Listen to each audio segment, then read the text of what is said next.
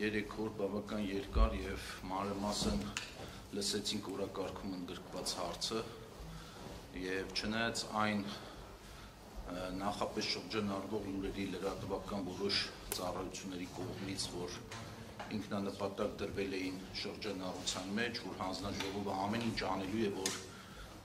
ծածկադմփոց անի, ամեն ինչ անելու է, որ արագ լինի, ամեն ինչ անելու է, որ թափանցիկ չլինի, ամեն ինչ անելու է, որ դահլիճում տեղ չլինի եւ նմանատիպ մեղադրանքներ շրջանառվեցին նիստը դեռ չսկսած օրեր առաջ, ինքներդ համոզվեցիք, որ այդպիսի սցենար չեղավ,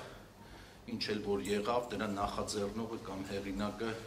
ոչ հանձնաժողովն էր, ոչ էլ պետական որևէ կառույց, բայց քավլիցի բոլոր այդ դժվարությունները հաղթահարվեցին, փորձեցինք մենք մաքսիմում ապահովել բոլոր կողմերի լսվածությունը նիստի ընթացքում, 150-ից ավել հարցեր հնչեցին այս 3 օրվա ընթացքում, տրվեցին պատասխաններ, այլ բան է թե պատասխանները որ կողմին ինչքանով բավարարեց, բայց բնականաբար այս գործընթացը այսօրվա նիստով չի ավարտվում, ենթադրում եմ, որ կողմերը փորձեն իրենց իրավունքները պաշտպանել այլատյաններում եւ հետեւաբար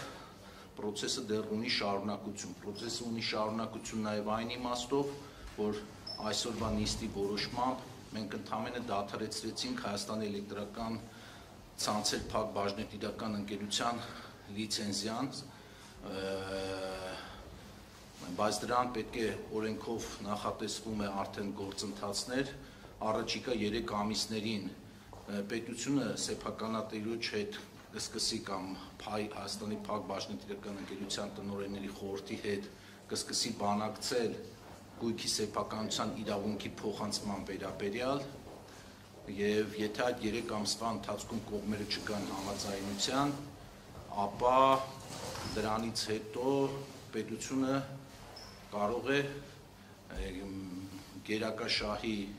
իրավունքով վերցնել այդ սեփականության իրավունքը, թե ինչ ընթացք կստանա այս նախանշած փուլերը ոնց կլինեն, դա ժամանակը ցույց կտա։ Ընդհանուր այսքանն եմ ասում, արդեն հարցեր կտաք ինձ, հարցերին կպատասխանեմ, քանի որ դուք եք հոգնած, ես էլ եմ հոգնած, խնդրում եմ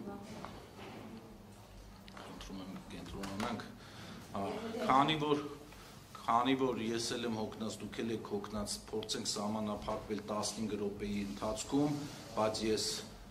առաջիկա օրերին եւ տարբեր մամուլներով եւ հեռուստատեսությամբ ավելի մանրամասն, ավելի հանգիստ իրավիճակում կփորձեմ ինձ ուղղված բոլոր հարցերին պատասխանել